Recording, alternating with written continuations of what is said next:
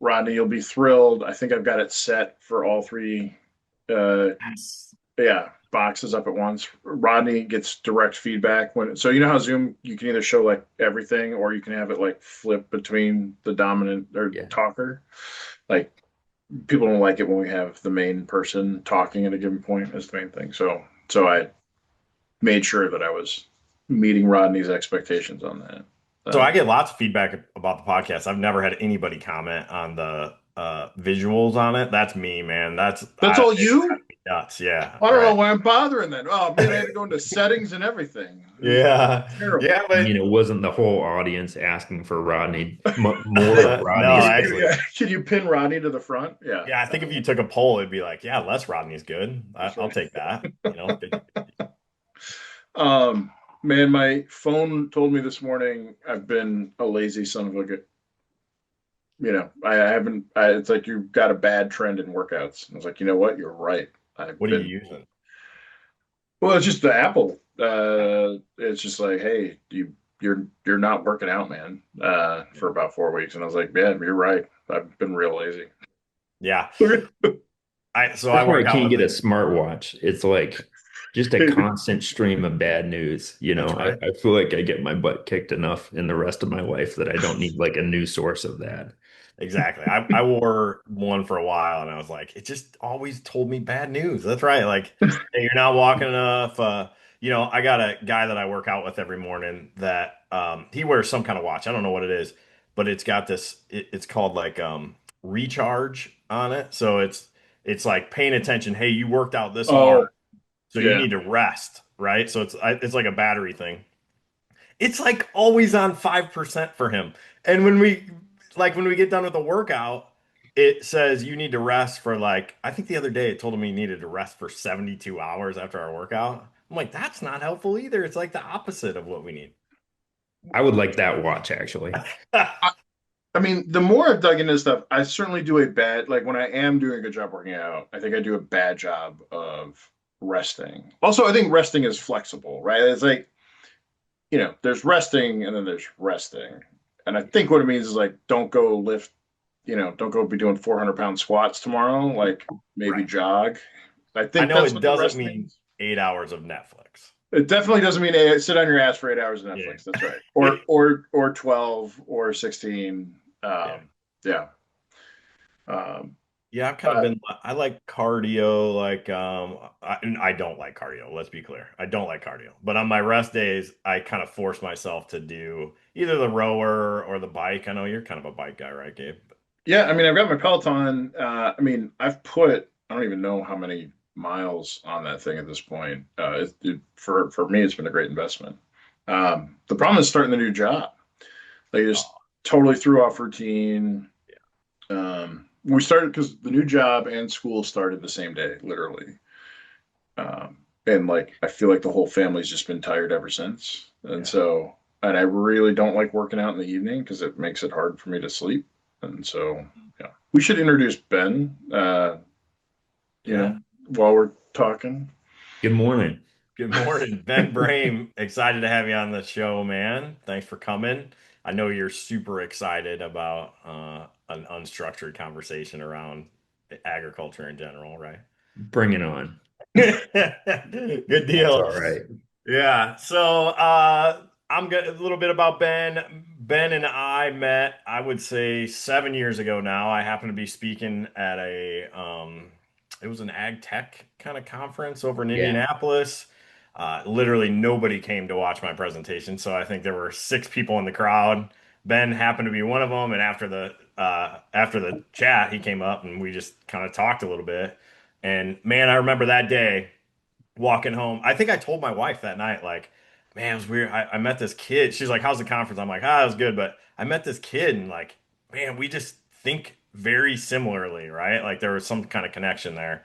So we've like loosely kept in touch for the last 7 years and keep trying to figure out ways to work together. And sometimes that works, sometimes it doesn't. Yeah, mo mostly missed each other, but we'll keep swinging. Yeah, exactly. We've had a few people on the podcast, Ben, that either I followed them through their career path or they followed me through their career path. Like we literally sat in the same chairs. Yeah. Um, that's not the case with you. You're not a traditional kind of grain guy, right? Yeah, afraid not. Grew up in New Hampshire where we had like apples and blueberries, and came to Purdue for grad degree in electrical engineering, like not knowing what the ground looked like. Um, I remember first time I saw a high boy on the road kind of freaked me out a little bit. It was, I was not used to seeing equipment that size in my rearview mirror. That's Knew funny, what man. That's corn was, wasn't sure what the other crop was. I don't know if I should say that out loud, but sure. Yeah. No, that's right. That's funny. I don't think about that stuff. Like when you move to the Midwest, if you're not from it, yeah, I can't imagine what a combine looks like going down the road, you know? yeah, That's funny. I know when I first took the job out in Boston with Gabe, we, I'm an Illinois guy. I don't get to the East Coast yeah. that often, and my wife checked the weather on the way out when I was leaving because she's smarter than me and thinks ahead. And there was like, what was it, Gabe? A gale warning or Nor'easter? Or it could be a well, gale wind. Sure, gale well, wind. whatever it was. I texted you and it was like, "Hey, should I be like, do I need to do something with this or is this a thing?" And Gabe's like, yeah, that happens 50 miles out on the ocean. Are you going to be on a boat while you're Yeah, here?" And I'm like, right. That I that hope does not." sound like something I'd say. Yeah, it was a small craft warning. Yeah, I don't know what it was, but Yeah. so, yeah, I Um, get it. I, you know what is you should tell the story. So I don't know that we've done that on this podcast. Where so Ronnie and I have worked together, on and off for years. But like when I was at Indigo and I recruited Rodney, we actually went to the elevator Rodney was working at because I thought he'd be a great customer, right? Because Yeah. it's like, um, and then yeah, so we went in and we showed him what we were working on, and he's like, "Oh, this is amazing! Like we do all these things," and I was like, "Hey, you want to take a walk?" Yeah, he tells me, he's like, "Hey man, I got a hat out in the car for you. You want to come out and get it?" I was like, Okay. And then he was like, surprise, it's a job, it's a recruiting trip. Yeah, I was on a plane like 2 weeks later, I think, to interview with you So guys. yeah, No kidding. it Yep. wasn't a hard sell. Once I told him he didn't have to lead Dwight, he was on board. Yeah. Well, Well, it was a hard sell because actually the beginning of that story is I pulled into a Casey's parking lot. I'll never forget. It was the Dwight Casey's. My wife ran in to get a pop or whatever for us for some trip we were taking. LinkedIn tells me, "Hey, there's a job posting that might you might be interested in," which usually is like, no offense, a McDonald's employee or like, some like like what why am I qualified for the job? So I look at it. The hiring manager's Gabe Sheets Polling, who I hadn't seen in 5 years, probably. We kind of lost touch there for a while. And then I open up the uh, whatever the job description, and it was like has grain experience, like merchandising experience. But then at the bottom it was like knows how to code is a plus and like tech, like and like the computer type stuff. So I'm like, what is happening? So my wife's still in Casey's. I call Gabe. I still have his cell phone number in my phone. I don't know if it works, right? But I call him and Gabe answers the phone and he goes, "Rodney Connor." Like it's been forever. nice. And I go, "Gabe, why did you just post my resume on LinkedIn?" And he's like, Yeah. "Oh yeah, right." But at the time, this is way before work from home, and Gabe was like, "Yeah, man, we'll fly you and your family out to Boston, show you around a little bit, and blah blah." And I was like, "Yeah, then you're gonna fly me back to Dwight where I can live the rest of my days, right?" And Right. so I think it took him 6 months to come around. 6 months. Come on, I was far. I'm ahead of the game on remote working. We Yeah. figured it out. We We hit figured it it. out, but you hired me in October. My company made me give 6 weeks notice. Remember that? No. And then, See how benevolent I am, Ben? Like, didn't even Yeah, flinch at 6 weeks. yeah, Didn't even you're a good flinch. guy. yeah. But I'm guessing it was February or March when Yeah, I saw that post. probably. Yeah, Yeah. I think I had tried to recruit you in a past life, Rodney, and that was like the first place that you went. You just like kind of planted your flag in Dwight and said, just so you know, Yes, I'm that a is. I'm a Dwight guy. It's super helpful. Gabe's been dealing with that for a long time with me, I unfortunately. tried to, I tried to bring Rodney onto the trading desk when I was at Cargill, like up to, Yeah. but he like, and so back then work from home was very much not a thing. And I could not get him out of Dwight. I was like, dude, come on. Like it's good, you just can't throw money at the guy. Like he's just unflinching. Yeah, I don't know how many $1 million we offered him, but he Yeah, just like, yeah, yeah. no. That's right. Big things happening in Dwight, man. Why would I leave So last night? I Yeah, go ahead. remember talking to Dan Mahashko, who I think recruited you way back in the day. Yep. And his story was he just started polling farmers and said, "Who do you actually like working with?" And I think your name came up a whole bunch of times. So That's hilarious. maybe Dwight's like the place where you know people like you, and that's why he can't leave. I think I only have one customer with a Dwight address. Most of them are Yeah, not in Dwight. So I don't know. Maybe you get to know me and you're like, no thanks.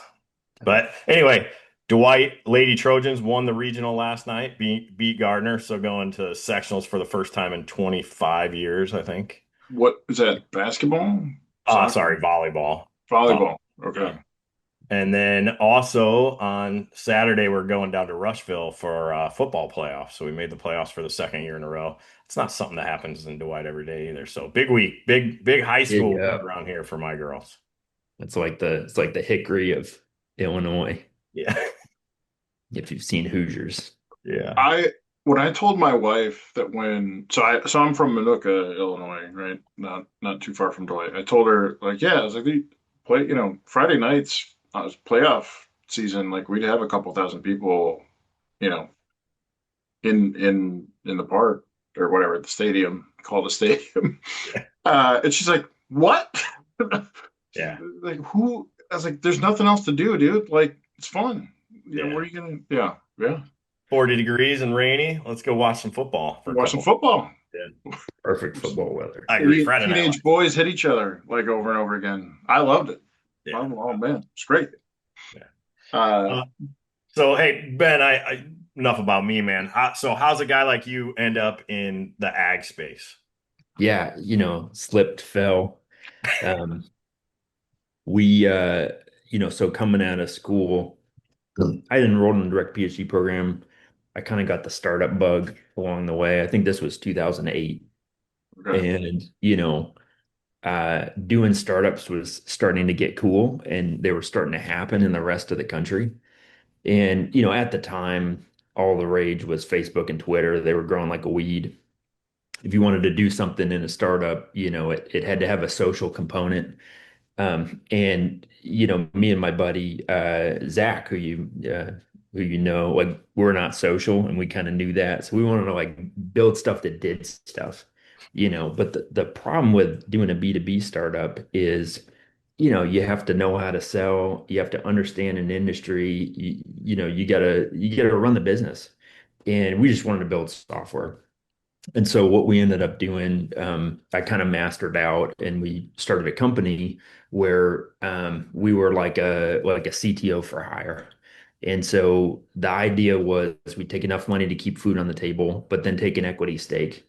And we'd try to, find entrepreneurs who had an idea, you know, had relationships with customers, understood a vertical really well, and then we'd build the software to support.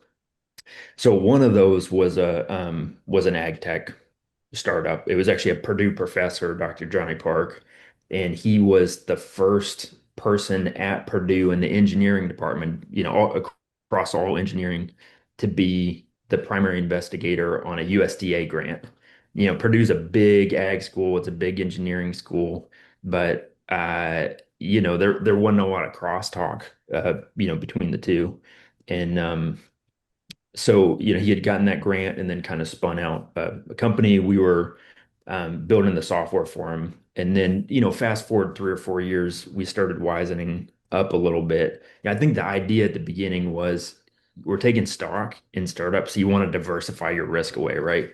Well, that makes sense if you're dealing with publicly traded stock, but if you're working on a brand new thing, your chance of success is directly proportional to your effort. And here we are, couple or three guys spreading ourselves out pretty thin. And so we just decided to double down. And, we were at that point, there was a construction startup we were working on, it was all software, but, something for used cars, something for runway maintenance, like pavement maintenance. There's all kinds of bizarre things, but the people in ag I just loved them so much. Just genuine people that were trying to do something real. Wait, And wait, go back. So the egg part makes sense. So what? But like that's a whole wide set of stuff. So was yeah, your shingle just to make sure I understood? Your shingle was like CTO for hire, or it was there? So there's no real segmentation to it. It's like, hey, we're good engineers, but like at the end of the yeah. day, okay, Like like maps was maybe a theme. Google maps. All Maps right, was kind of new and we were doing a lot with that, like spatial stuff. But yeah, it was real scattershot, Gabe. okay. So we kind of wake up 3 years into this thing and say, let's double down and invest ourselves in one place. That was kind of what happened. And you picked ag. We picked ag, yeah. Got it. Yep. Yeah. What when you were when you think back about making that decision, which I guess wasn't couldn't have been well, I guess it was a while ago. Probably. Yeah.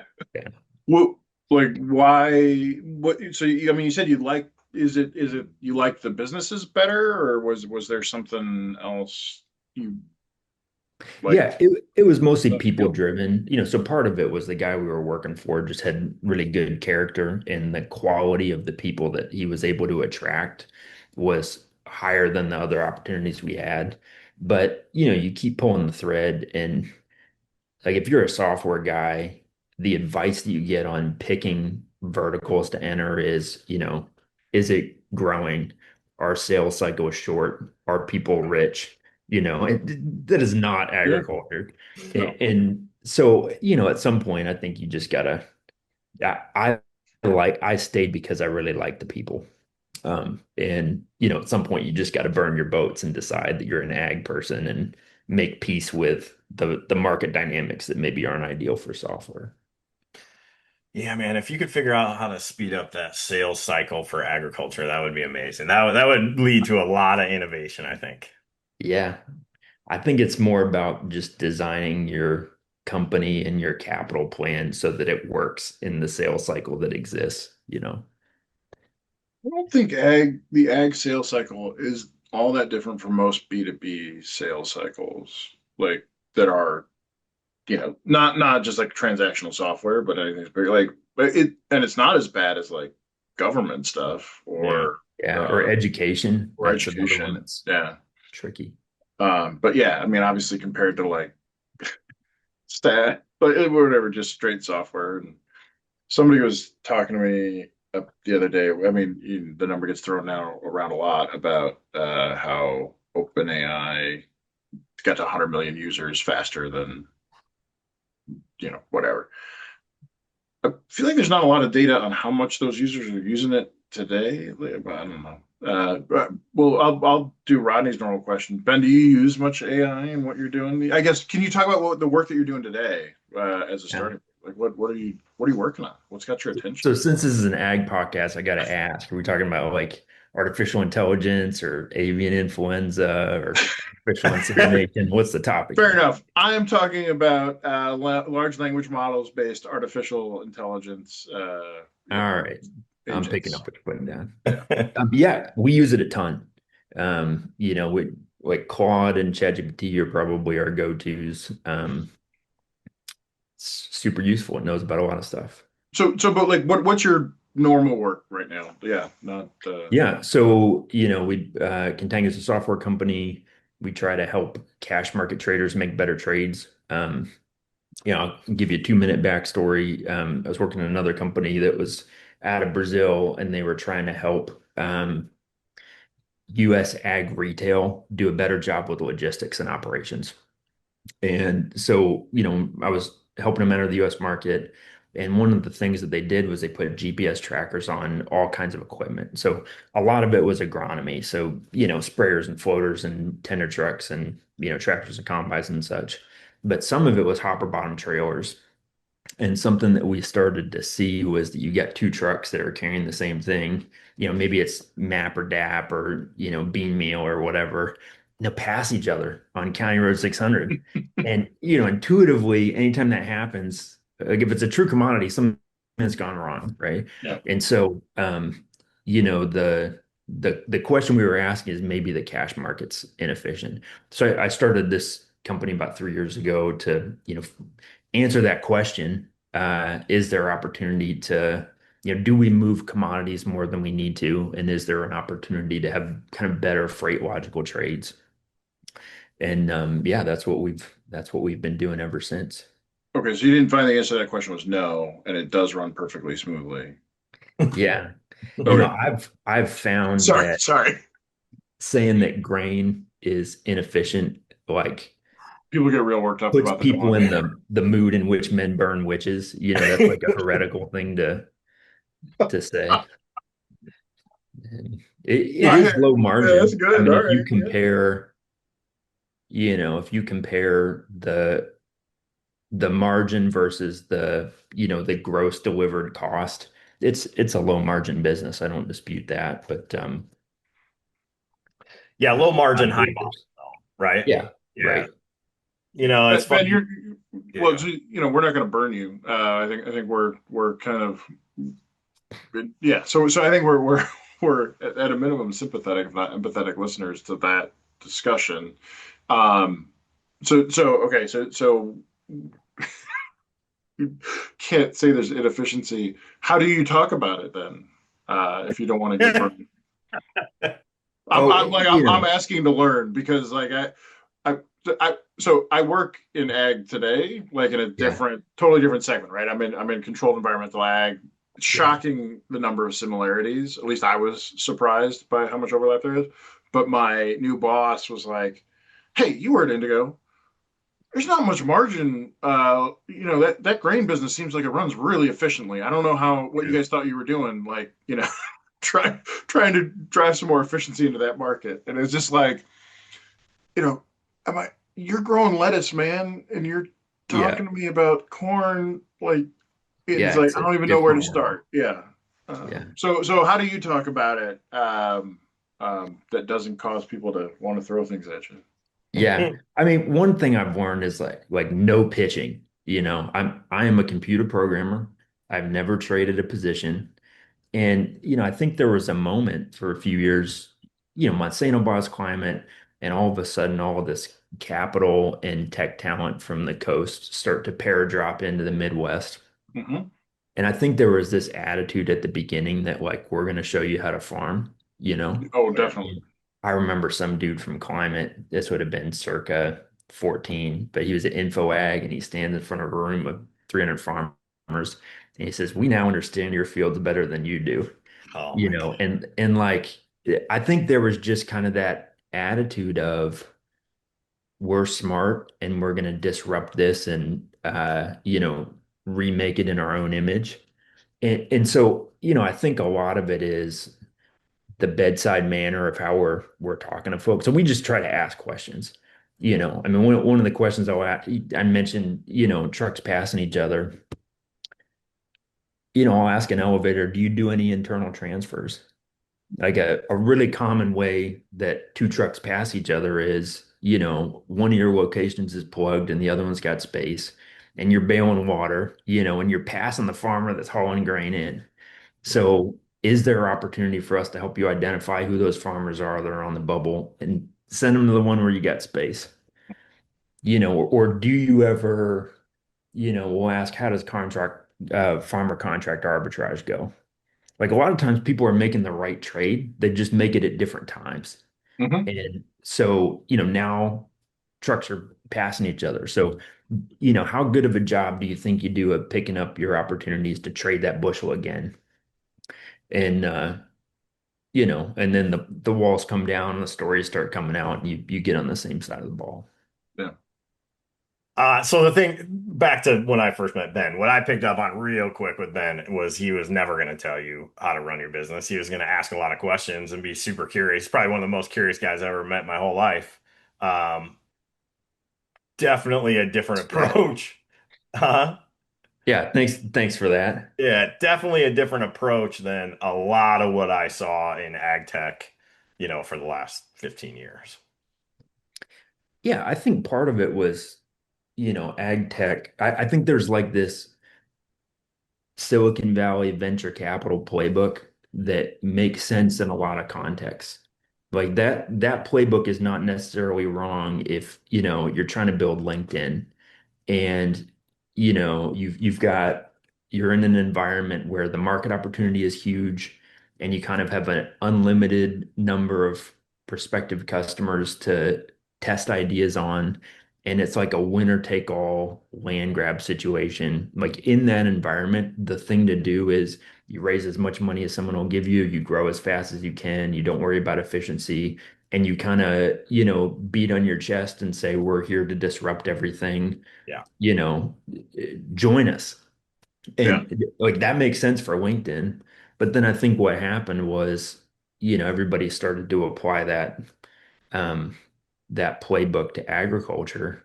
And, with the message of we're gonna come here and disrupt this, and we're gonna raise a bunch of capital and, rebuild the supply chain in the way that, we think is efficient. And there's just kind of organ rejection on the whole deal. Yeah, I think about it as the Netflix problem because like it similarly, right? People the anecdote that people talk about is like, well, the CEO of Netflix never worked at Blockbuster, right? And so like, Yeah. and it's like, and like, and he built Netflix, and it's this amazing company, yada yada yada. But that's like where they stop. It's like, well, yeah, dude never worked at Blockbuster, but he knew what he wanted it to be like to rent a video. Like, Yeah, it's right. like it's like so He sure, was the like he customer. built an amazing customer experience for what he wanted that experience to be because he knew like that pain and whatever. And but I think people stop paying attention once they give themselves the license to disrupt anything Yeah. because well, you don't have to like sure, but being a customer helps a heck of a lot. And I Yeah. think that's the struggle in any B2B like innovation startup type stuff.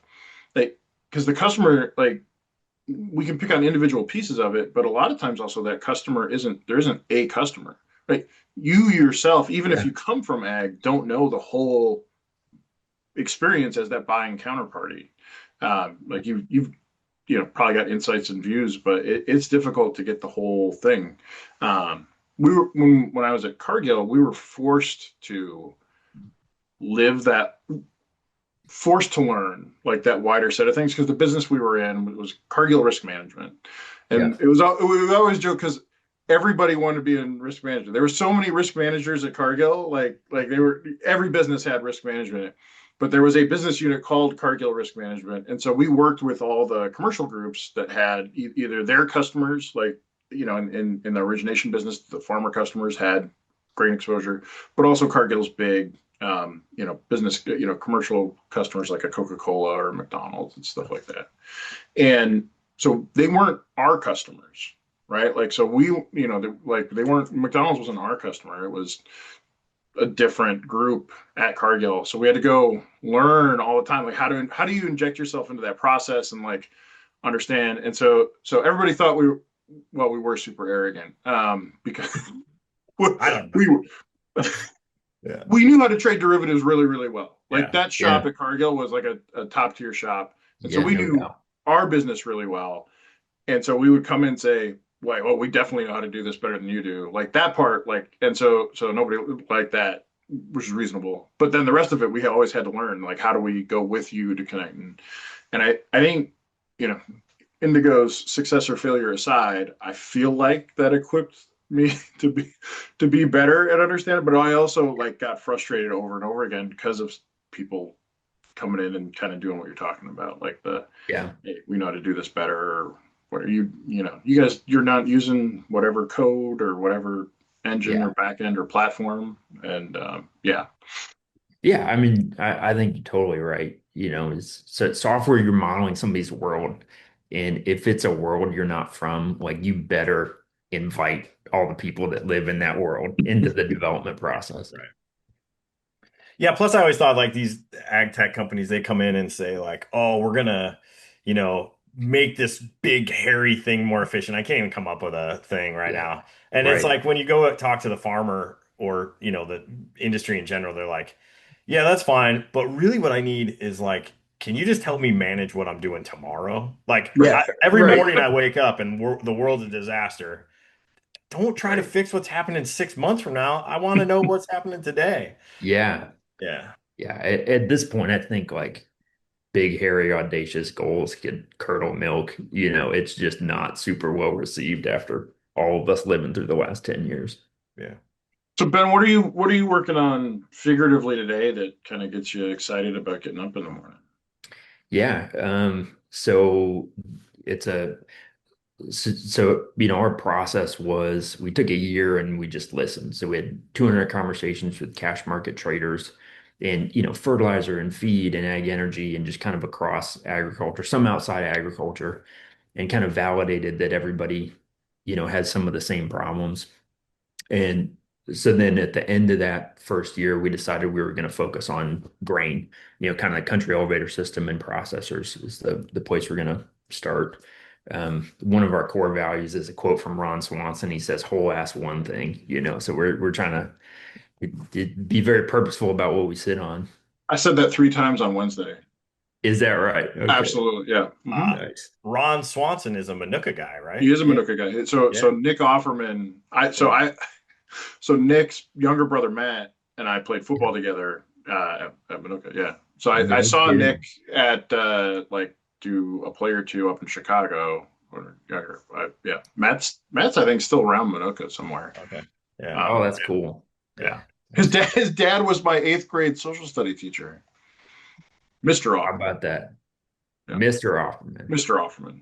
He's a Yeah. Yeah. He's super up nice in the guy. He city was now, really right? So funny. wait, how close was he to Ron Swanson? Oh, Nick's not like Ron. I mean, we could talk about. So it's funny. I've been listening to this biography of Truman and Taft, Yeah. or not? No, Roosevelt and Taft. Sorry. Okay. And uh, it. Man, this is going to go way off on a tangent. So, uh, man, all right. So this is a so Mr. Hoffman was a great social studies teacher. We were focusing on U.S. government at the time.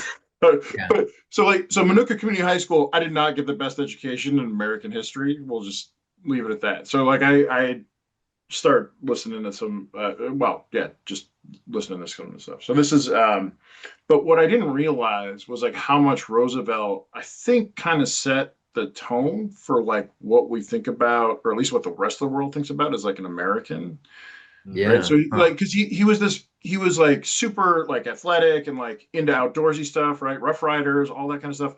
Also like super intellectual, right? So he'd be Yeah. talking to anthropologists and whatever, scientists and whatever, like, and so super curious. The classic like showing up without a coat when it's 20 degrees out, Yeah. like that guy, like this Yeah. Coats are prototypical. for the weak. Yeah, yeah, right. But like also not saying that. You know what I Yeah. mean? Just like Right. you just a dude, like he didn't care if you were wearing a coat. Like, I'm not gonna wear a coat. Like, I'm fine. Yeah. Like, don't Right. worry about me. And like genuinely happy to meet lots of people and like positive and whatever. Like it was a Yeah. very so I feel like there's a lot of that. Like Ron Swanson evolves as a character, but Yeah. that feels more like what I think about what um I that's kind of like the character I feel like I sort of aspire to be. Like I Yeah. don't have Just enough. like a genuine kind of quiet grit. Well, yeah, or like and be like bring positivity to things. Like I want to be the guy, Yeah. but like to be clear, I do not do a great job of it all the time, but that's what I want to be, right? Yeah.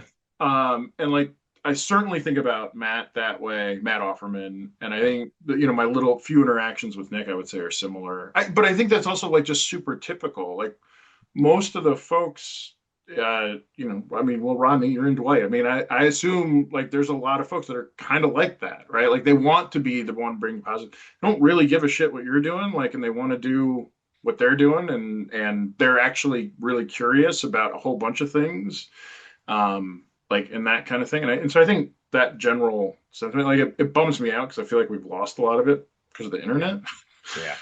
right? It lets people drift into the corner and stare at their corner without Yep. without anything new coming in. Right. Um, but yeah. So it was a long anyway. So Roosevelt, fascinating guy, like Yeah. and Taft as well. Like there's a lot of parallels, I would say, unfortunately, between like that period of time in the 20s, like and where we're at today. So I would say if somebody's curious about that, you should absolutely go. It's I think it's called The Bully Pulpit is the name of the book. It's the Dolores Yeah. Kearns. Um, I'm but actually reading one about Roosevelt now too called Leadership in Turbulent Times. So it okay, actually covers both Roosevelts and Lincoln and one other dude, but super yeah, interesting guy. yeah, fascinating stuff, right?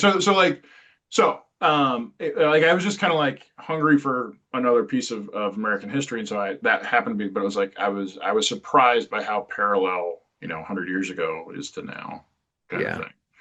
Um, anyway, so it's a really long-winded way of saying like I don't know Nick particularly well or at all, right? Like but I knew his brother reasonably well when I was in high school, and I would say that that disposition, like the difference between Ron Swanson is Ron's probably too far down. Well, I would say early days Ron is too far down the libertarian track, Yeah. right? I think that as that character evolves, like and you see like that's probably closer, I would imagine, to what Yeah. To Nick's just doing. like good Midwesterner. Yeah, right. Like there's one scene where I don't know, he's running some like outdoors club for kids or something. He's like, Yeah. "Do any of you have allergies?" And they go, "No." And he goes, "That's right. No, That's right. right. There are no That's the allergies." correct Right? answer. Like, there's That was definitely not part a of it bad that feels that impression, way. by the Yeah. way. Yeah, he had a book. I'm looking at it, Paddle Your Own Canoe. I read it, and Yeah. he's like a super Midwestern, humble, like get it Yeah. guy. Seemingly, right? I, Allergy free sort of I, guy. yeah. Yeah, for sure. Yeah. I've got no data to the contrary. Yeah. Uh, one is, and his cousin works an elevator out of Morris. Oh, really? Oh, yeah. Angie. Angie. Yeah. Right. Yeah. Yeah. Anyway, yeah. Uh, so man, we That's went down a cool. whole path there. Man, that was a rabbit hole. Yeah. Say again what the quote is, back there, guys. What Oh, the what? Mantra. the Ron Swanson quote. Yeah. Whole ass one thing. Whole Don't Whole ass. half-ass two Whole, things. Yeah. right. Yeah. It's focused. Yeah. Gabe, I think I was like circling around to answer your question. I have a bad habit of that. The short version is it's a like a basis trading platform. So So when we well, like, but I mean, I guess what I was trying to get like, so when I mean, I'm sure when you got up, you were like, "Hey, I'm super excited to be recording with Ronnie and Gabe today." Like that's probably I top of did, that mind. was exactly what I said. So Uh, other days, not today. He's other got. so yeah, every other day, like so Monday when you get up, like Yeah. literally, like what are you like? Oh man, I'm like this is a hard problem. It's got my attention right now. Like what is that for you? Yeah, I mean the most interesting things to us are to just like ask elevators or processors or other grain trade participants, where do you see the opportunity? Turns out if you pull the thread on that question, like everybody sees opportunity, and there is money to be made in the grain industry. And so the most interesting thing is to ask that question and then just like problem by problem figure out how are we going to build software that supports them, exploiting that opportunity that they see. I'm gonna push you to get more specific because I'm Yeah, genuinely curious. So like, okay, so you're getting a deeper and deeper knowledge, like connection to these folks, understanding what the problems are, getting down to the yeah, core premises. So on Monday when you get up, is the problem you're trying to solve? I still need to learn so much more. Is the problem you're trying to solve? Man, this real technical nugget that like I haven't like I know I need to connect these two things and I haven't figured out how to do it yet. Like what yeah. So one of the ways that we work is we do like goals driven development with our customers. So, the bad thing that can happen in a software company is you think you have a good idea and you lock yourself in a bomb shelter and you build for 3 months and you emerge and, maybe you built something that people don't want, or maybe you built something that they do, but you missed in like some important way. And then, you fast forward for 18 months and you've built all these features and everybody's using 20% of your solution and you've got like two power users that are using each of the cool things that you built. So our way to combat that is we sit down with every customer once a quarter and we say, what are you trying to do in your business? And sometimes they'll say, we're trying to lower our buy basis or we're trying to manage spreads better, whatever it is. And we'll just say it's buy basis. You say, all right, where do you think you're losing money? And sometimes they'll say, well, we just don't do it. We've got a few originators that just love giving a push. Like they'll get the bushel bought at any dollar, at any price. Or, somebody else says, um, some guy at Big Co has an aggressive basis, and all of our originators feel like they got to get into a knife fight with that guy. And what I'm trying to coach them to do is to buy from the other side of the territory until that's it. That farmer's already getting a good bid. Buy from somebody else until that situation settles down. Or, sometimes it's about, I think we post our bid too high. That's where I think we lose on buy basis. And so, each of those situations, there's a different way that we apply software to fix a problem. And so, to answer your question directly about what we do every morning, you know, we've got uh we've got all these customer goals every quarter, and we're trying to, so when we have that goal conversation, the other part of that conversation is, all right, how are we gonna, where's the money leak? What specifically are we going to do with technology to solve that? How are we going to measure it? How are we going to measure our activity? And then what's the needle we're trying to move inside of the business? Maybe like lower buy basis versus the average fob available to customers in our territory for, just to give a concrete example. And then, that's what we're doing every day. We have our marching orders for the next quarter.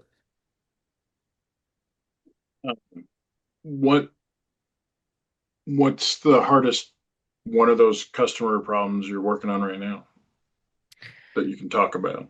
Yeah. Something that we're doing some work with this quarter is spread management. Um, we're building like project game film is what we're calling it, where it would be nice as a merchandiser to look back at and watch my game film and answer the question, how did I do? Hmm. And the tricky part of that is like, what was actually knowable? Like how do we build something that's actually actionable for a merchandiser, but doesn't feel like the bear that's going to eat the slowest guy? Like, it's a wicked hard job, right? And, maybe it's not like I'm just trading my own book and every day is just an expected value problem where I'm trying to maximize returns. I have logistical constraints and I also need to keep my job, and so that if I see a really good return opportunity that might not pan out, I don't have the luxury always to just swing for the fences because, I'm a co-op and patronage is an important part of my customers' revenue, and that's what I'm putting on the line. And so, um, that spread management in particular has some technical challenges, but I think there's a lot of human ones too that we're trying to sort through. I like that question of how do I not only look at what happened, right, and the decisions that I made, but what was reasonable for me to know? Like Yeah, Oh that's a boy. deep question, man. Yeah. Yeah, yeah, that's it. And man, Ben, if you could help me understand that on the future side of things, that would be fantastic. Because it's hard, right? I mean, we had yeah, we had a 2 hour podcast with Jake Maurer essentially talking about that. And Benchmarking, baby. I mean, I felt a little better when we were done, but I don't think we solved any real problems there. yeah, That's that's definitely not in the solved problem bucket. yeah. So I mean, are you optimistic that you're going to be able? I mean, is there anything novel that you feel like you've stumbled over in terms of trying to put yourself in that position of figuring out what somebody could actually know, or what would Yeah, be reasonable for them to expect themselves to have known, like from a software perspective? Like yeah. that's a really cool problem. I think we gravitate toward basis problems. It's not an adversarial market. Like when you start dealing with futures, you're dealing with a bunch of hedge funds and you're dealing with a bunch of psychology, and we're not going to outgun what exists today. Um, I think where we're adding the most value right now is on basis. And specifically, like the fact that grain has to move across places, right? Like, Yeah. so I've gotten the opportunity to kind of see behind the curtain of Ben's product there. It's fantastic, by the way, and I'm super excited about what he's trying to accomplish there and has accomplished. But like, if you, my experience is if I walk into a merchandiser, right, who's like, I'm talking a crusty old merchandiser that's been there for a while, right? And you say, hey, I'd love to help you transfer less grain, optimize your business, blah, blah, blah. I mean, the gut reaction from that guy is, "Hey, I know my business. I know my Yeah. spreads. You're not going to teach me anything, and also you don't understand my constraints." Right? Yeah. Like that And happens. I'm not sure that I could argue with any of those things that that Probably guy. not, but I would say where I have been screaming at the grain business for a long time now is like, yeah, but you're ignoring the farmer piece of this, right? So like people use I've got 10 grain elevators. I work for this company. I have 10 grain elevators. So like I've got 10 nodes that I can wrap my head around. When the reality is you have 4,000 nodes Yes. times 10 times your delivery markets. Like you just can't wrap your head around it. And what I know about Ben's product is it really helps make that actionable and make it manageable. Yeah, that's exactly it. So if I'm gonna call, I'm gonna put my originator hat on. I'm gonna make 20 calls today because it's a good day. That doesn't happen every day. No. But who are you gonna call? Yeah. Like a great originator is gonna be paying attention to where can I buy the cheapest bushels just because what the cash market's doing. Yeah. And also, whose cash price that we just hit yesterday because beans rallied, and also what's everybody's percent sold goals. And, so ADM or cargo at the river just, push their basis. What does that mean? It's really difficult to metabolize all of the information that you're gathering about what the cash market's doing. Yeah. Well, and Yeah, and then the thing I'd like to double click on when Ben just said, "Hey, how do I buy the cheapest grain possible?" Right? And earlier he talked about um, that there's a difference between basis and the futures piece. So, Yeah, like to be clear, when we say buying the cheapest grain, we're talking about the cheapest basis. Every originator in the world hopes that the farmer has 250 bushel corn at $7, for right? sure. If Yeah. but I want to buy it at 11 under instead of 10 under the board of trade, right? That's what cheap is. That people just get messed up Yeah, on. thank you for that. And Yeah. and that's actually a big piece of what we're working on too, is how do we, this is actually what we're getting Rodney's expertise on. But full disclosure, Rodney's helping us with this. But if I'm an originator, the other thing that a great originator does is helps the farmer make a ton of money. And some farmers are great marketers, and there's others that like agronomy and they like wrenching on stuff. So how do you, and the beauty of the elevator business is it's not a zero sum game. If That's I'm right. hedged, then it's you and me against the market trying to figure out how to make you money. Yeah. That's right, man. That's what I love. It's not a zero sum game. And I've posted that on Twitter and had people tell me, yes, it is a zero sum game. No, it absolutely is not. The farmer well, benefits on the futures. it was Basic not it's not a zero sum game locally. I think low. I think that's the piece, right? Like as it plays out more macro, I think it does get to start to be zero sum. But Sure. for the people, for everybody sitting in Dwight, Illinois, right, or along the river, like it is not. It is not. And so, like you said, Ben, like those people are just as incentivized to drive wealth into the community as anybody else. Yeah, Um, for sure. yeah, I it yeah. Well, Ben, you were talking about like all those filters on like who to call next. It's funny. We talked to Rob Houston last episode, Yeah, and like there was a whole nother set of filters around like, all right, I've got my top customer, but actually, like I think that guy's going to go away, for whatever, he's retiring in a year. I actually need to call the 14th customer on my list first, not like it's like so. yeah, So there's not only is it all the very like tactical, practical filter you're talking about, like when you talk about all those nodes, then it's like, all right, now let me layer on this meta strategy layer around who I'm spending time with, like on top of that, and yeah, just it just the exponents get bigger and bigger in terms of the complexity of the question of who do I pick up the phone and call right now, in terms of what's the right answer to that question. Um, Yeah, totally agree. Yeah, Totally. so you said you met with like 200 grain people, Ben, over some time, and I imagine you heard 300 different possible problems, right? Or 500 Yeah, different no doubt. with 1,000 different solution ideas. How do you Yeah. decide how to narrow that down? How do you decide like, hey, this is where we're going to put all of our chips or most of our chips? Yeah. I mean, one, I think there was this idea, like part of the Silicon Valley idea is that you get one feature that's just going to change the world. And I just don't think it exists in ag. Yeah. But part of it is, we have our customers rank problems. So here's actually the framework that we use. Like if you want a framework is, before we started the company, we had like five ideas of what the company could be. And so what you do is you write out the whole business idea. You say, here's who my customers are. Here's the problem that I believe they have. Here's how much money I think they lose. Here's what my solution is going to be. Here's how much money I think I'm going to save. And because of that, here's how much I can charge, times how many customers is my market size. Hmm. And then, you start with those five and then you go through again and you say, what are my assumptions? And then you ask the question, what are the open-ended questions that I can ask people that know that will either validate or disprove these things?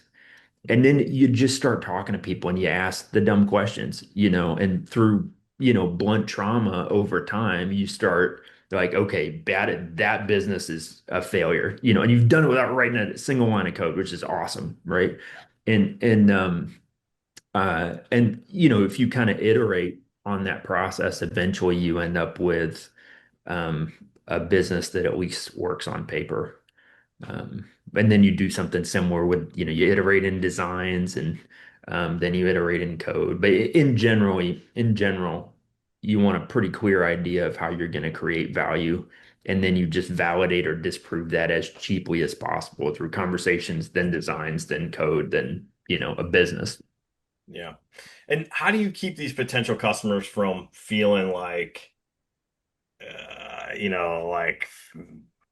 they're working for you? You know what I mean? Like I remember those days at Indigo where it was like, and dude, I don't want to teach Yeah. you my business yeah, because like it's my it's business. my business. Yeah. Yeah. Yeah. So I mean here's how we started was and I think that's happened where people have like extracted expertise out of the industry and have given nothing back. Yeah. And I've done that in the past and it didn't feel great for anybody involved. So what we did was, year one we listened, we decided, we're going to focus on grain. Year two, here's the bad thing that ag tech companies do. Like if you just pick somebody at random in ag and you say, what's the problem with ag tech? They overpromise and underdeliver, right? It's just Silicon Valley playbook being put to work. And um, and from the software company's perspective, like the worst thing that I could do is think I have a good idea and just go build this in isolation. Gabe, to your point, you got to do it with the people that understand. So the way that people solve that is they make a screenshot and they go out and they like sell it to somebody and say, "Look, I did it, pay me." And then they just build really fast to try to catch up with the expectation that they set. We did not want to do that. And so what we ended up doing was in the first year we brought on three innovation partners, is what we called them. And the pitch was nothing, that the idea was we're going to tell them the absolute truth, say nothing exists except for these screenshots. Here's what we plan to build, and we'd like to do it with you because we don't understand everything. Also, it's new software, so this is going to be exciting, but you will suffer. That's part of it. And that's not and then we gave them equity in the company. We said, we'll give you a small stake because if you invest your expertise in this, you should get participate in the upside. And like, obviously that pitch is not for everybody, Nope. but we got our three partners and they knew what they were signing up for. And it just like felt healthy. And then we built with them for a year before we ever went to market. Hey Hmm. Ben, when you got people to sign on, told them it was going to be painful, did you put a smiley face there? That's what Rodney would have done. He would have said, "You're Yeah. going to be happy while we're doing it because you know that the pain is weakness leaving the code." And That's right. That's right. You know, I'm kind of trying to wean myself off of emojis. I think like my age plus or minus 10 years are the only people that use emojis genuinely. And but you're in the I'm window that does not, is what you're saying. Like there's a narrow window and you're in what I it. hear is that the Gen Zers like use them ironically. Like it means the opposite of what you put. And You I can't. know, I don't know, man. That's I've heard that 3D like chess the that I can't play. I'll tell you what. I feel like you just got to do what you're gonna do, and if people want to like take it as ironic, like you have no control over anybody else's Yeah. interpretation of your emojis, man. Just Uh, rock how you rock. I like. I mean, I'm not a heavy emoji user, but like something happened. Somebody's like, "Oh, you can't give a thumbs up to something because that means thumbs down." I was just like, "No, like you can't tell me what I mean when I do it. Like I hear what you're saying. I'm sure somebody's gonna see it that way, but if Yeah. they've talked to me for 15 seconds, like this will not be an issue." That's where I Yeah. got to. Sorry, Yeah. I like, but yes, I've heard the same. I Death also of the don't author or care. whatever. I, yeah, I mean, oh. Yeah. Speaking of thumbs up, I my 11-year-old is going as a greaser for Halloween tonight. Yeah, And so nice. last night we were watching videos of the Fonz and initiating him like, hey. That's awesome. It's pretty Yeah, God, solid. we're done with Halloween. We're done with trick or treating. We got a bunch of teenage kids coming over here to carve pumpkins, I guess, but All right, just nice. dressing up. I mean, what a wholesome teenager activity, Ronnie. Shit. Doing that and then doing a nacho bar. Have you ever seen this?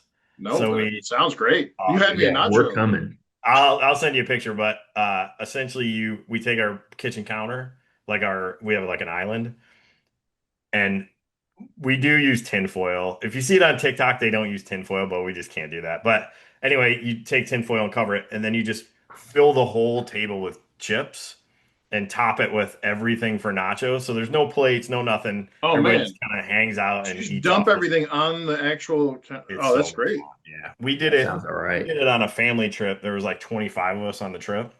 And it was so nachos for 25 people down this like it was probably a 15 or 20-foot table. Wait, how do Uh, you do the melted cheese part? I mean, like a gigantic tub of melted cheese and like Just No. pour over it over the Oh top. man. Yeah. All right. All The right. All only right. thing that So I've heard that of that, oh, was go ahead. Sorry. that question gets you. I'll send you the full like pictures along the way thing. I want a stop motion animation Yeah. of the construction. Yeah. What were you And then saying, you Ben? putting your kitchen back together afterwards. Well, so that's the nice thing about the Foil. tin foil is you just kind of crumple it up and throw it in the garbage. Yeah, it's done. And then you The only let thing the that I've dogs heard of clean up the that floor. Yeah. sounds messier than that. I have a friend of mine, I didn't actually participate in this, but they used to have Viking dinners in college. And the rule is like you drink from goblets or whatever, but the main rule is you can't bend your elbows. So it's everything is just like Oh, that's a mess. Yeah. sounded terrible. That sounds terrible. Yeah. Yeah. That's hilarious. Uh, man, Viking dinners. I feel like you could expand that concept more. But I like that nacho table thing. That's Yeah. cool. Yeah, I'll Yeah. send you pictures. It's a no-brainer. And Send us plus, nachos, man. That sounds better. yeah. Beef prices are so cheap right now, Gabe, that it's a I win. I sent Ronnie. So Ben, we talk about beef prices like every intentionally most. Yeah. We talk about live cattle futures every episode. Yeah. We talk about beef prices occasionally. I texted Rodney what beef prices were at in my Costco. Because I have no idea where anything is anywhere else. And Ronnie, are you looking at that right now? I am. Yep. Yep. I intentionally got like I think prime rib, like prime rib, USDA Prime prime, ribeye. Yep. prime ribeye, and then I also All I got like wanted. yeah, like I don't know, flank steak or something. I don't Yeah. know.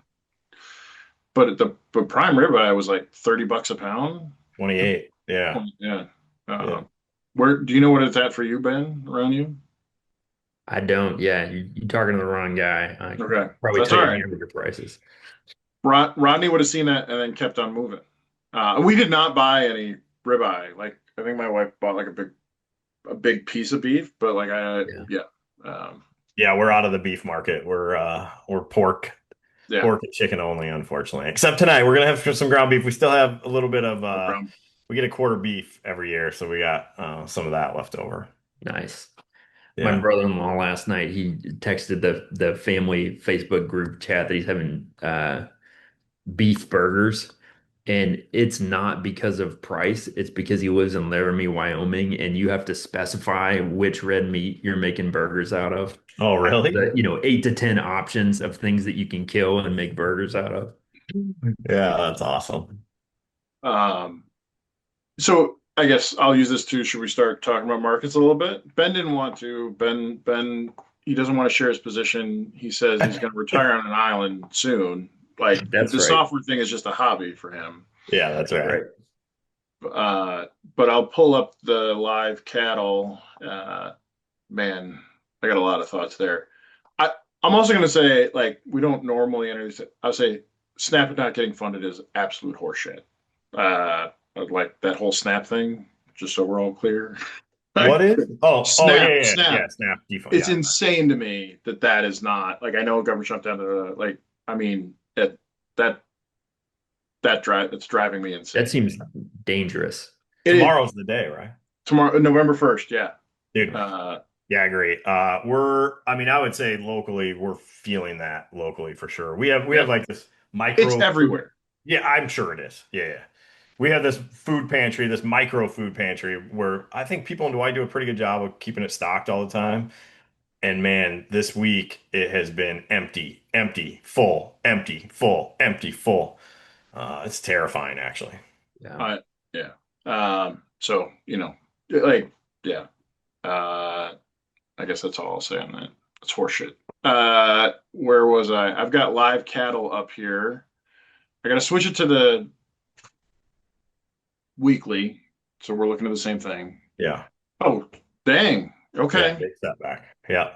Okay. So Ben, as so back about here, we Yeah.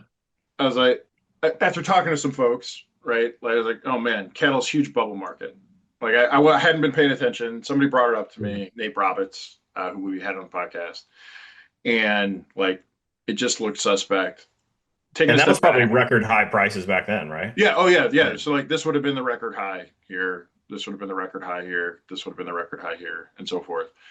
And so when we took a step back and looked at the macro, I was like, hey, I think September things are going to get problematic. I won't go through all the reasons why, but that was the view that I had. So just to be super clear, record highs just after September Yeah. again. Now it looks like I don't know this is the end of the story, but I had not looked right because I was just ready to get online and be wrong again because I'm wrong all the time. I think you were right, but just late. Hey, Yeah. the beauty of grain trading is you're only wrong until you're right. Well, Right? That's the beauty.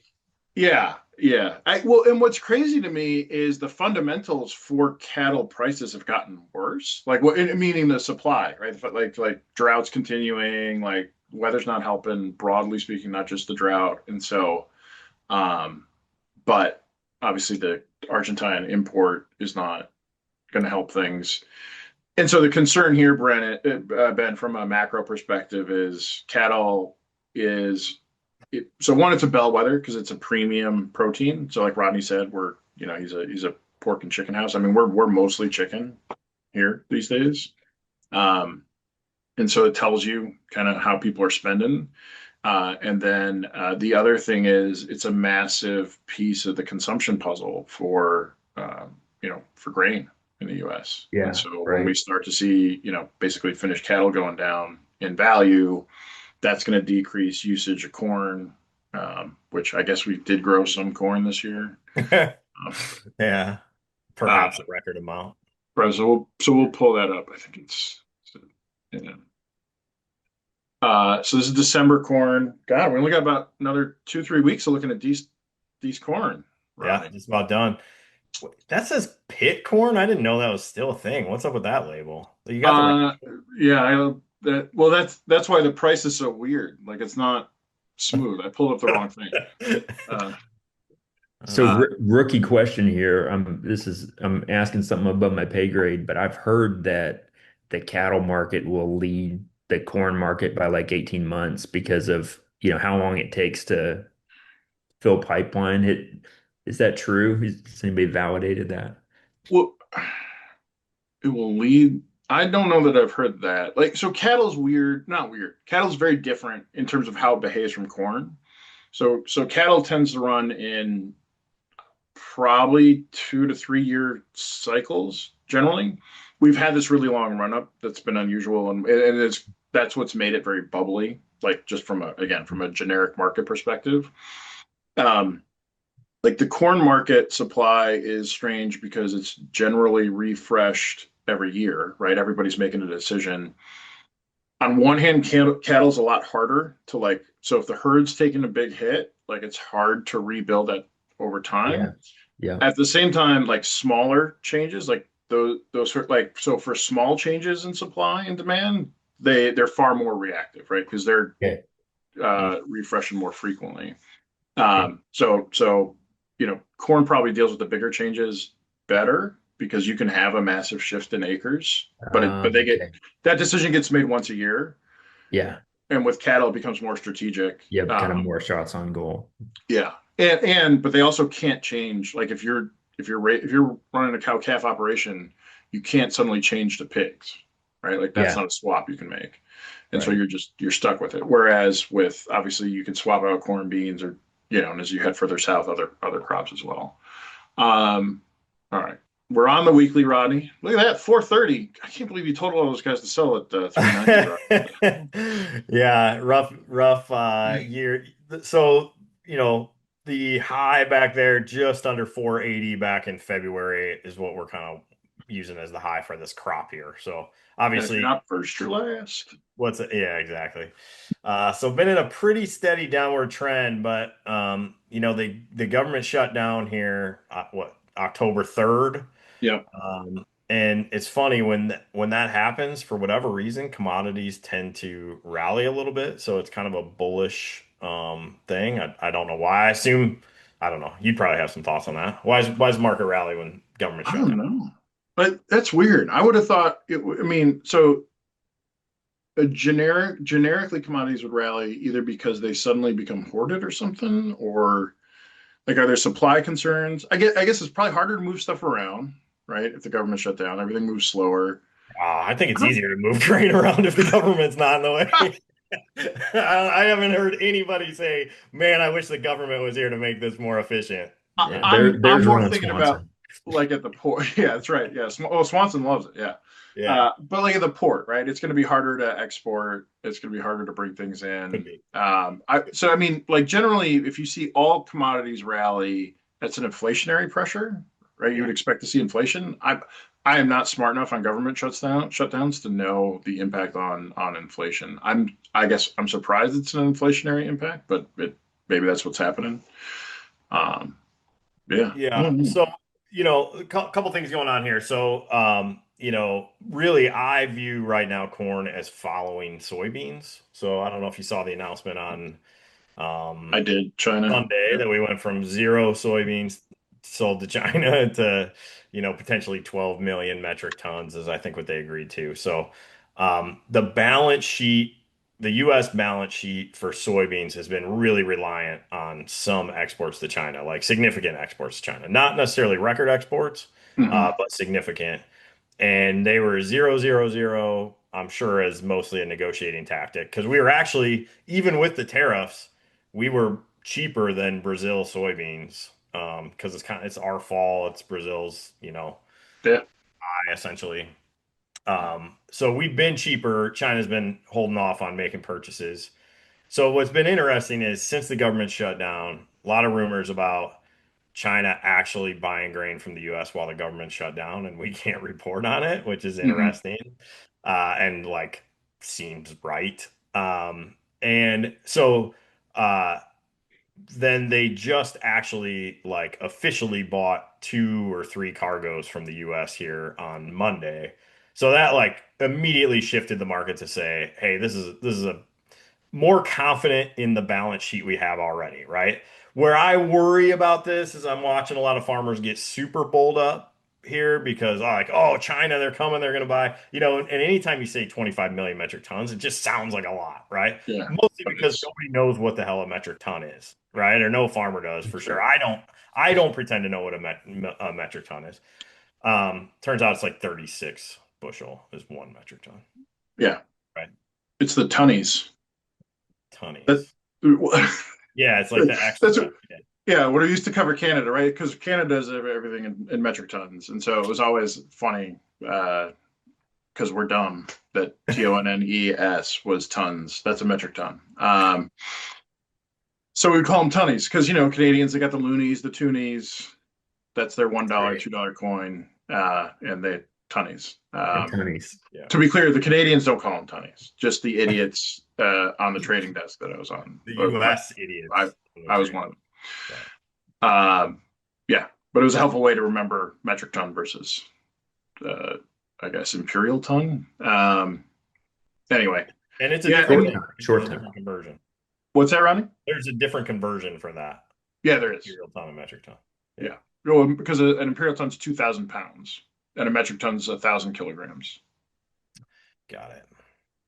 Yeah. Um, yeah, I'm pretty fluent in I'm not a units. The guy. more you know.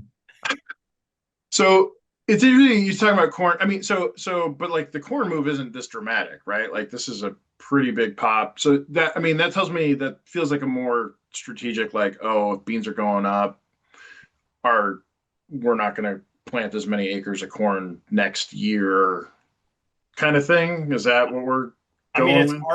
part. I think that's part of it. Although New Crop has had some interesting reactions to this. Actually, beans were down significantly on Oh, really? 26. So they're up, but we haven't seen quite the rally in 26. Yeah, we'll see this. Which, if you remember from our volatility episode, is what you'd expect to see. Right. Yeah, the front month would be higher volatility for sure. So that's like I think beans are up like a buck off the recent lows, and New Crop, yeah, we're talking 60 cents off the Yeah. recent lows. So So yeah, just go back to well, and this has got to be coming off now, right? Like we're moving to Jan to tomorrow. I mean, tomorrow. essentially, yeah, Monday. Everybody rolled either yesterday or today. Yeah, So yeah. yeah, buck 20 even.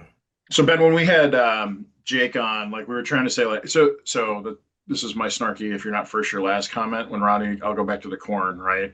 So like literally what every corn trader I've ever run into, like all of us ever will look at this and go, well, shit, I should have sold 480, right? Yeah. Like Yeah. I didn't sell 480, like I'm terrible. Right, like that, and that's every farmer, but it's also every trader, right? And then they'll try to Yeah. explain to you why they're not terrible because they didn't sell Yeah, 480, right. right? But in our hearts, like we feel like Yes. crap I because we heard didn't sell somebody refer to 480. that as the eternal inner murmur of self-reproach. Wow. It's That like that sounds checks out. Man, Gumbo level. uh, Yeah. Yeah. geez, okay, yeah. But So no, we were talking to somebody this week, and the feature that they asked for is like, do you have a button where I can like get rid of my seller's remorse? hmm, Which eternal inner we murmur cannot of help you self. with, I'm afraid. Yeah. Yeah. So yeah. So if in your journeys of just trying to figure out this is where we are talking to Jake about is like how do I actually benchmark this, right? And so folks talk about average, but I don't think anybody feels good about using the average of the benchmark because everybody thinks they should be better than average, and so it's Yeah. like a super binary. Well, if it's not the average, it's the high. Yeah. That's why I'll just go back. I found it really intriguing that context you gave, right? Like, what could I have known? Yeah. Like, what reasonably could I have expected myself to know, in middle of Feb to know that that was the right time to sell, right? And the Right. reality is like probably nothing. Like, Yeah. um, Right. and yeah, Well, so I think this is interesting. If you're willing to go there, Ben, I mean, when you talk about that game film, right? Yeah. You're essentially talking about this only from a spread position rather than a futures position, right? Yeah, sure. I can pare it back to you the things that the people that are smarter than me are saying. So, in terms of what they're watching, one is the delivery system, right? So if delivery at the river is if basis is getting close to delivery equivalent, then that's gonna put pressure on spreads. Yeah. And then, once that trues up, then the whole futures market at some point is gonna elevate. And so, people that we saw that, I don't know, go back to 14 that traded the spreads well, we're watching that. And, River Basis told you to take a position and they did, and they made money. Yeah. Um, in terms of how you benchmark your performance, we've been just experimenting with different ways to do that. And a good idea that we heard from customers, they said, I have to make a yes or no decision every day, and or multiple days, right? You usually not rolling your whole position. So they Yeah. said, can you just like stack rank the days and show me the percentile of, if we stack rank those days, what percentile was I in terms of my timing? Never mind what the high was or what the low was. No, I thought that was kind of an interesting way to Can you approach. explain that a little bit more? I think that might be interesting, but I want to make sure that I understand what you're talking about. Yeah, so like the naive way to do it is say, well, let's look at this time period. What was the high? If I had been all knowing, what would I have done? And then let's look at what I actually did. And the price difference is how bad of a trader I am. Mhm. And that's not super productive, right? Because who knew that Monday beans were going to pop, right? Yeah. So the other thing you can do is you can say, well, let's just let's look at all the days that I could have rolled and let's sort them by the best day to roll to the worst. And then let's look at the days when I actually rolled and say where was I in that Okay. list? So that's like median instead of average, right? Yeah. Yeah. Out of statistics. Or, Yeah. or the more complicated way that people are doing it with spreads is they'll just like you look at your you look at every spread over time, and then underneath it you look at what was my position against that spread over time. And then you can kind of compare that to a naive strategy when I just, rolled it Even when I amounts had, every day. Oh, yeah, okay. When you had, yeah. yeah. Or maybe I roll based on some threshold of percent of full carry. But You start like picking kind of naive strategies and then seeing am I doing better or worse? And if it's worse, maybe I just retreat to something that is simple and explainable. yeah, I think when I had to is probably the actual right benchmark. Yeah. like Yeah, like I think that's a super reasonable benchmark. I Yeah. I mean in terms of like thinking about like the human condition and how we as humans make decisions, like that feels like the actual thing we're working against is like did I do better than when I was forced to do it? Yeah. Um, That's awesome. That's I think right.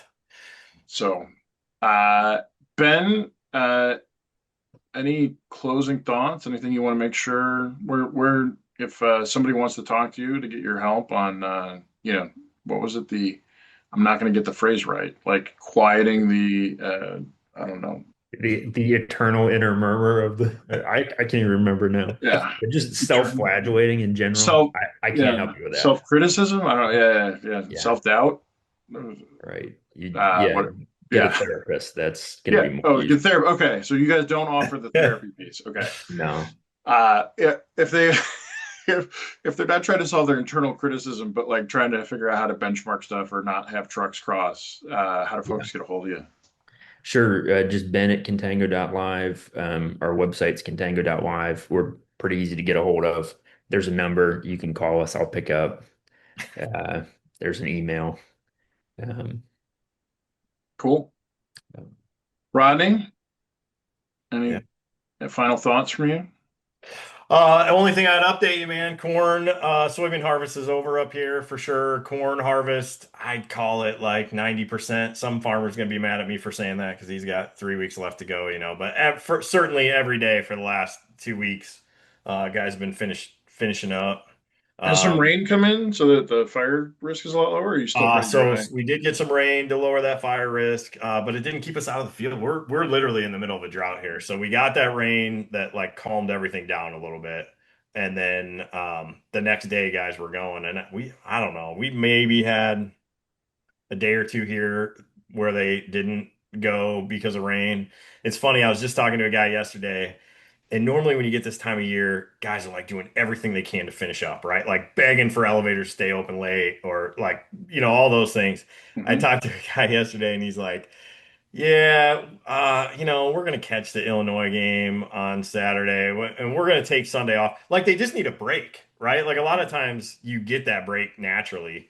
So a little bit of that going on. So like I think this will probably be the first weekend that elevators aren't open on the weekend, or a lot of elevators aren't open on the weekend. So harvest is essentially wrapped up here. Cool. Yeah. All right. Well, if you're buying lettuce, you should buy little leaf lettuce. It's Mhm. good lettuce. For sure. Yeah. And yeah, Ben, good to meet you. Thanks for coming on the Yeah, podcast. likewise. Yeah. Thanks for sharing, Ben. Yeah, Appreciate it. appreciate the opportunity. This was fun. All All right. right. Well, have a good weekend. See you soon. All right, bye.